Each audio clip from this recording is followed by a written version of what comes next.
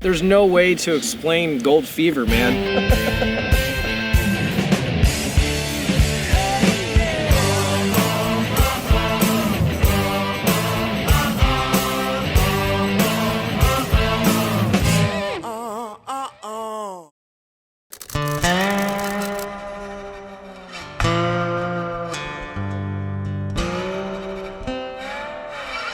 We're about to show you guys inside a world and a culture that you don't really get to see inside of all that often. So we're pretty stoked about it because it's, you know, come on, it's gold.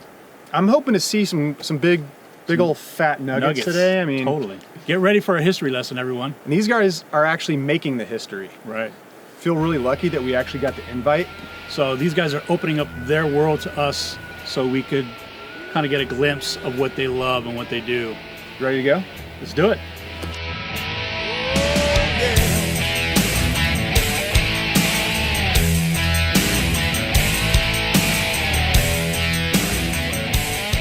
We're primarily here for gold. I came up here, the first time I came up to the East Fork, I was actually a backpacker. I was a hiker, if you will. And kept seeing prospectors up and down the river. I'm like, what the hell? Is there gold here? So we get all the way up to the Narrows, and I take a Sparklets water bottle. You know, the one's got the little riffle system on it, and I cut it in half and dug down a little trench in behind a big rock, and I actually got some color. And from that day forward, I've just been here prospecting. Gold is the heaviest thing that's out here in the river, so it's going to drop it as far as it possibly can. So the river used to be up this high, like, you know, hundreds of years ago. And like if there's cracks or like holes that are in the bedrock, all of that material will fly right over and the gold will fall into the cracks. So when you get down to bedrock and you start picking apart those cracks, I mean, you can find nuggets that are bigger than the crack that have been jammed in there and just beat to shit. I love nuggets. We've all kind of met up here on the mountain or, you know, via social media or whatever it is. You know, there's prospecting pages and stuff like that, you know, for us flatlanders or whatever you want to call us. I came up here fishing, actually. You know, I knew if you go about, you know, 7-8 miles in, you can catch trout. So I was on my way up and, you know, I met a couple dudes that, you know, were prospecting and they had a big old vial of gold. And needless to say, I think that fishing pole ended up in the trash in the parking lot, and I went and bought a sluice and a pan the next day, and you know, immediately I was, you know, on the gold, and I got bit by the bug like real hard. It's kind of like this, you know how when you get a flu or a cold or a sickness, and the only thing that really helps or cures it is vitamin C or cold flu medicine, right? Well, up here, getting bit by the gold bug, the only remedy is to get gold. Being bit by the gold bug is literally like being bit by a golden bug.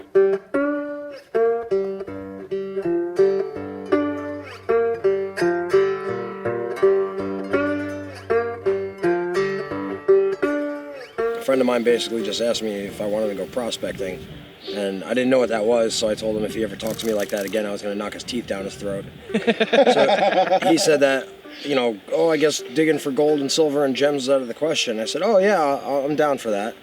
And we came up here and ran some dirt through a sluice box, and he goes and gets this guy that was like 40 yards over from us, and he goes to this guy, he goes, don't jump the hole, but is that gold right there? And the guy kind of looks at him and chuckles and goes, yeah, that's gold. And I got bit right there. I saw that one tiny microscopic little itty bitty piece of gold, and that was the end of it for me.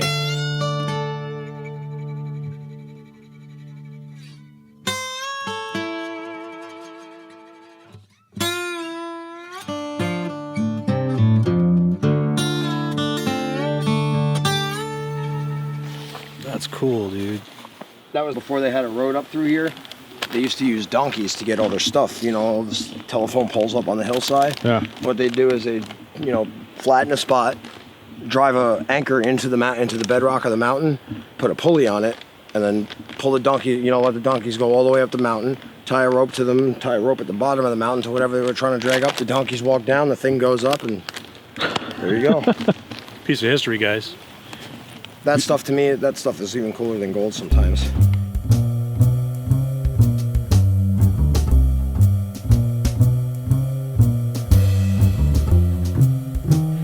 I'm standing on bedrock here. That's like the final word. That's the rock. All the dirt on Earth sits on top of it. Water added to dirt and gold happens. It's called liquefaction. And if the river is moving, everything else goes like that, and the gold just goes like this until it hits this. Then it stops and then finds the nearest crack to work its way into, and that's when we come in and move the dirt off and bust the cracks open, find nuggets.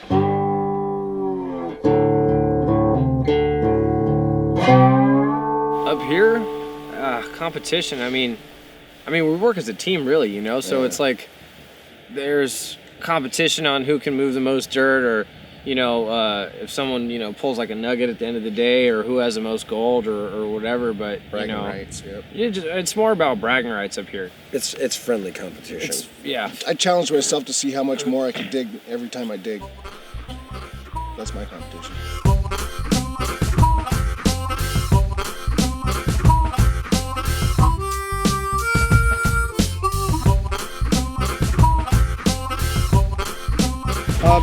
Put them through a sluice box. A grizzly helps. You don't have to, but if you don't use a grizzly, I recommend classifying.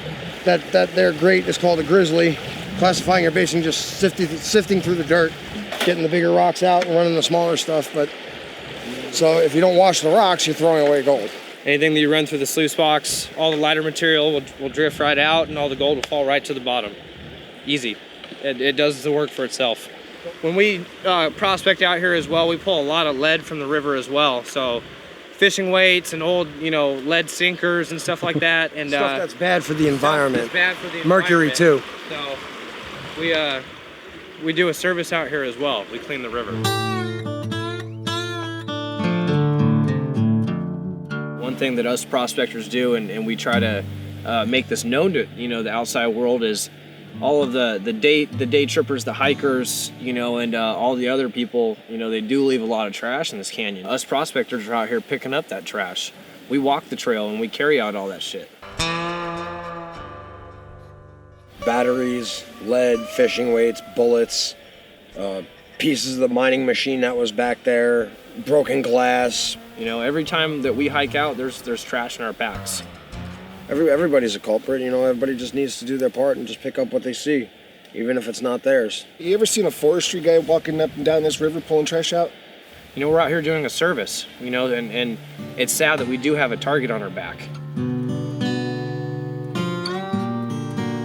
The hat that I'm wearing is AMRA, so it's American Mining Rights Association. They provide prospectors, the help that we need, because the Forest Service is out to crack down on mining laws and force us out of canyons and close roads and stuff like that. They do need prospectors up here, because we do clean the river, get gold as well, and there are a lot of lost hikers, so we do provide an excellent service out here, free of charge.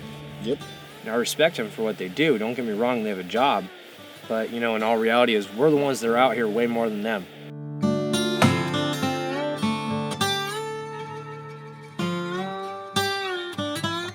The last flood, we had holes up and down this river. That last flood came and washed all of it back to normal. It's all gone. Down at Nugget Alley, there's a place called El Doradoville. It's a big flat spot with a bunch of pine trees in it. There were 3,000 people there when 39 flood came through and killed everybody.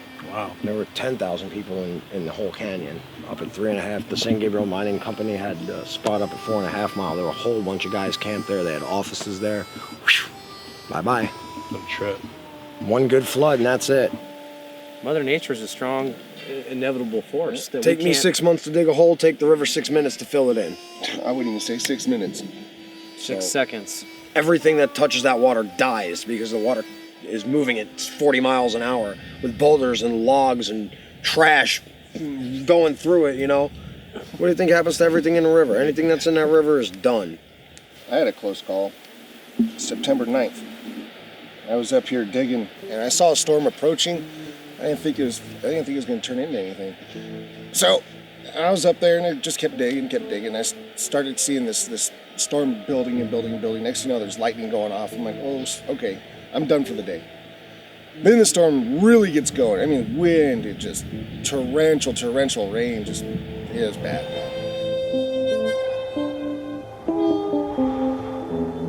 Well, Well, needless to say, I knew that it was time to go, and I had my camp established up there, and I literally just put whatever I could as far as a survival emergency, get the hell out of here bag, and started running out of the canyon. I beat the flood by 10 minutes. And unfortunately, somebody lost their life in that flood.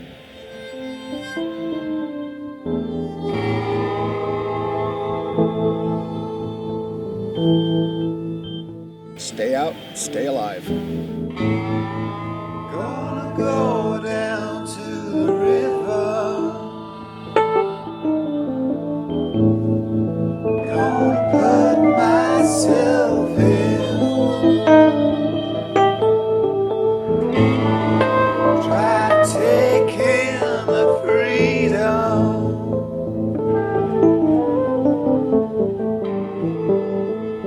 Wash out the sin.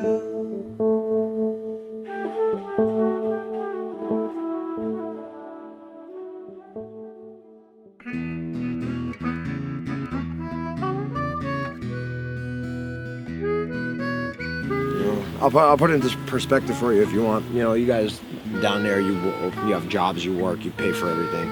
Well, you're drinking treated water, smoggy air. You have to deal with all the cars and bullshit and nonsense that goes along with living out there. It doesn't cost you a dime to be here. Drink clean water, breathe clean air. This is your view when you open the front door. Biggest garden on earth, and you don't have to care for any of it. Nature does it all.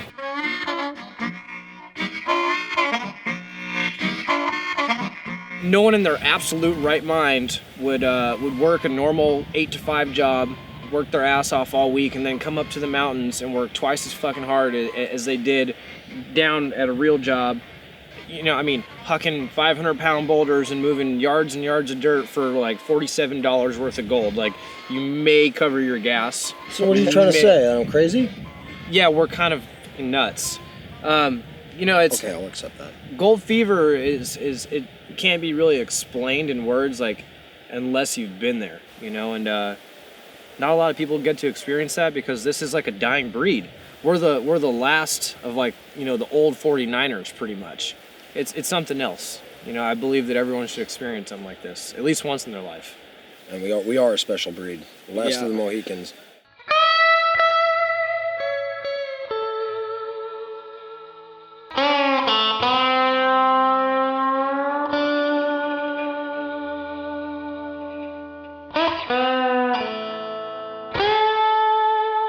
I love nuggets. Shiny yellow and heavy. I love heavy.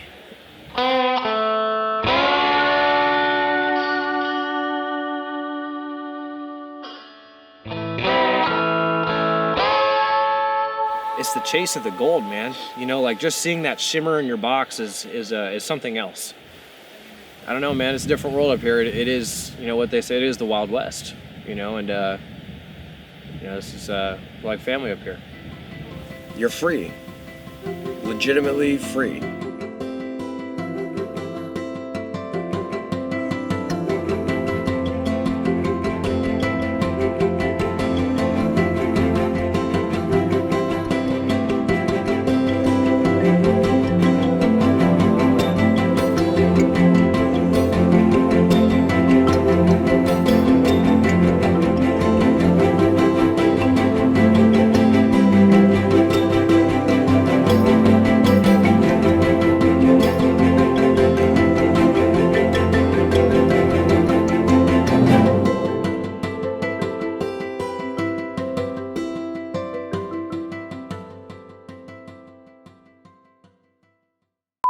How's my beard look? Do I need to trim, or do we need like makeup and powder and stuff?